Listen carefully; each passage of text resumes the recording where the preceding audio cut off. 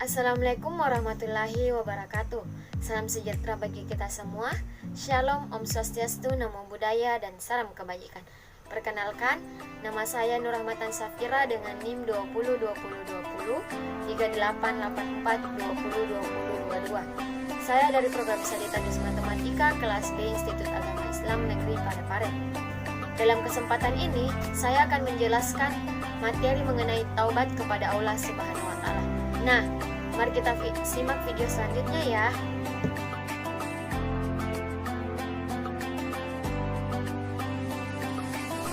Pengertian taubat.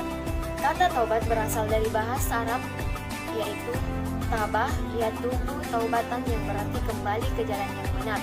Secara istilah, taubat berarti kembali kepada Allah dengan melepaskan segala ikatan penyimpangan yang pernah dilakukan.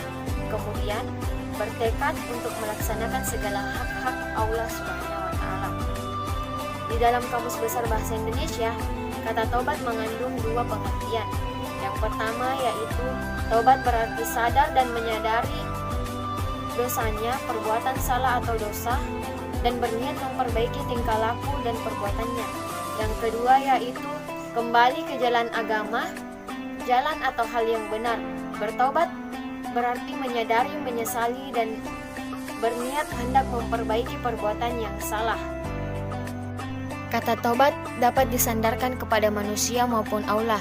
Kata taubat yang disandarkan kepada manusia berarti memohon ampun atas segala dosa dan kembali ke jalan Allah. Orang yang melakukan taubat disebut taib, dan orang yang selalu senantiasa bertaubat disebut tawab. Adapun kata taubat yang disandarkan kepada Allah berarti memberi apapun kepada hambanya yang bertaubat. Allah disebut At-Tawwab karena Allah senantiasa memberikan pengampunan kepada hamba-hambanya. At-Tawwab adalah salah satu nama Allah Al-Asma Al-Husna yang sangat agung. Dengan sifat At-Tawwab itu, Allah mengampuni dosa-dosa hambanya.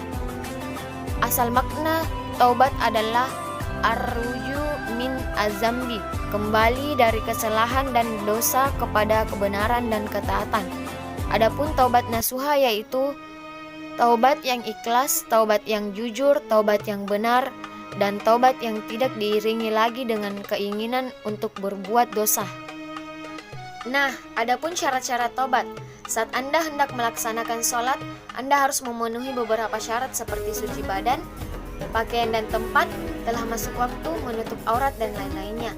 Anda juga harus ikhlas karena Allah semata dan sesuai petunjuk Nabi Muhammad SAW, supaya sholat Anda diterima Allah. Demikian pula halnya dengan taubat. Agar taubat Anda diterima Allah, maka harus memenuhi syarat-syaratnya. Para ulama mengatakan syarat taubat yaitu yang pertama, ikhlas karena Allah semata, yang kedua berhenti dan berlepas diri dari perbuatan dosa dan maksiat yang ia lakukan, yang ketiga menyesali perbuatan dosa tersebut, yang keempat bertekad tidak mengulangi perbuatan dosanya tersebut, yang kelima melakukan taubat sesuai waktu yang diterimanya taubat, atau sebelum ruh berada di kerongkongan atau sakaratul maut, atau sebelum matahari terbit dari barat. Yang terakhir yaitu meminta keridhaan atau mengembalikan hak jika dosa tersebut ada kaitannya dengan hak orang lain. Misalnya mengambil harta orang lain dengan cara yang batil, maka harus dikembalikan kepada orang yang berhak atas harta tersebut. Jika dosa berupa tuduhan jahat, maka harus meminta maaf kepada orang yang ia tuduh tersebut.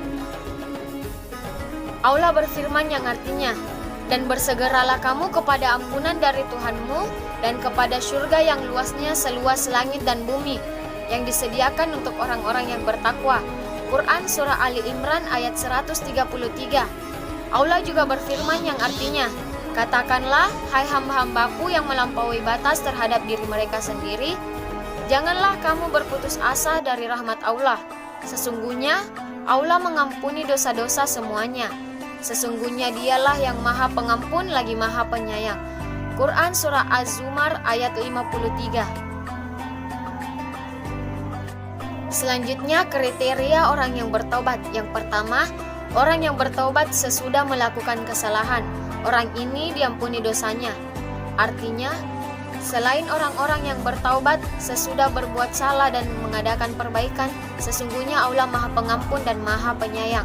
Quran Surah Ali Imran ayat 89. Yang kedua, taubat seseorang ketika hampir mati atau sekarat. Taubat semacam ini sudah tidak dapat diterima. Artinya, dan tidaklah taubat itu diterima Allah dari orang-orang yang mengerjakan kejahatan yang hingga apabila datang ajal dan setelah kepada seseorang di antara mereka, barulah ia mengatakan, sesungguhnya saya bertobat sekarang. Dan tidak pula diterima taubat orang-orang yang mati sedang mereka dalam kekafiran.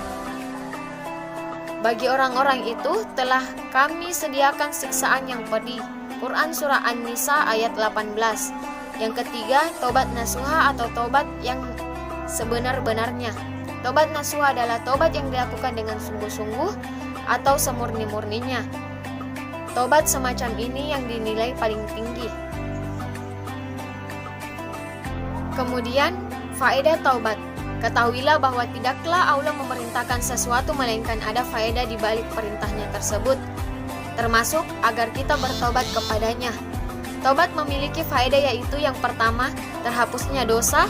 Rasulullah SAW bersabda, orang yang bertaubat dari dosanya seakan-akan ia tidak berdosa. Hadis riwayat Ibnu Majah nomor 4250. Yang kedua, kejelekannya diganti dengan kebaikan. Allah berfirman, artinya kecuali orang-orang yang bertaubat, beriman dan mengerjakan amal soleh, maka itu kejahatannya mereka diganti Allah dengan kebajikan. Dan Allah Maha Pengampun lagi Maha Penyayang. Quran Surah Al-Furqan ayat 70. Yang ketiga, membawa keberuntungan. Allah berfirman, artinya, adapun orang-orang yang bertaubat dan beriman serta mengerjakan amal yang soleh, semoga dia termasuk orang-orang yang beruntung. Quran Surah Al-Qasas ayat 67. Yang keempat, jalan menuju surga. Allah berfirman yang artinya, kecuali orang yang bertaubat, beriman dan beramal soleh, maka mereka akan masuk surga dan tidak dianiaya atau dirugikan sedikit pun. Quran Surah Maryam ayat 60. Yang kelima, pembersihan hati.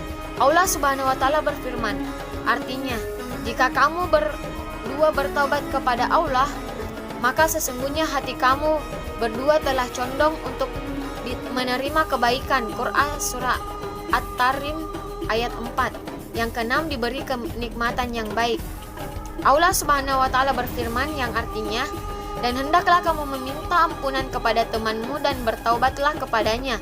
Jika kamu mengerjakan yang demikian, niscaya dia memberikan kenikmatan yang baik terus-menerus kepadamu sampai kepada waktu yang telah ditentukan.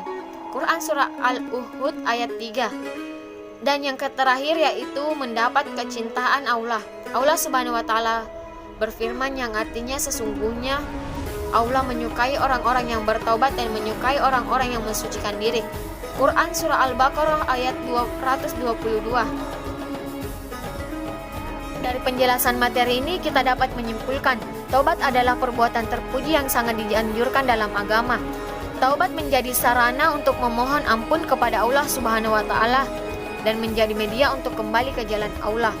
Taubat dapat dilakukan kapan saja, tidak hanya karena melakukan dosa, tetapi juga harus dilakukan sekalipun tidak memiliki dosa. Orang sudah melakukan dosa setelah taubat diterima dan dikabulkan Allah, bagaikan orang yang tidak pernah melakukan dosa. Oleh karena itu, gunakanlah sarana taubat ini untuk selalu dekat kepada Allah dan kembali ke jalannya. Kita harus selalu optimis bahwa taubat itu pasti diterima Allah Subhanahu wa Ta'ala, insya Allah. Dari pemaparan video ini, saya mengucapkan terima kasih. Bagi teman-teman, jangan lupa like dan komen. Lebih dan kurangnya mohon dimaafkan. Wabillahi taufik wal hidayah. Wassalamualaikum warahmatullahi wabarakatuh.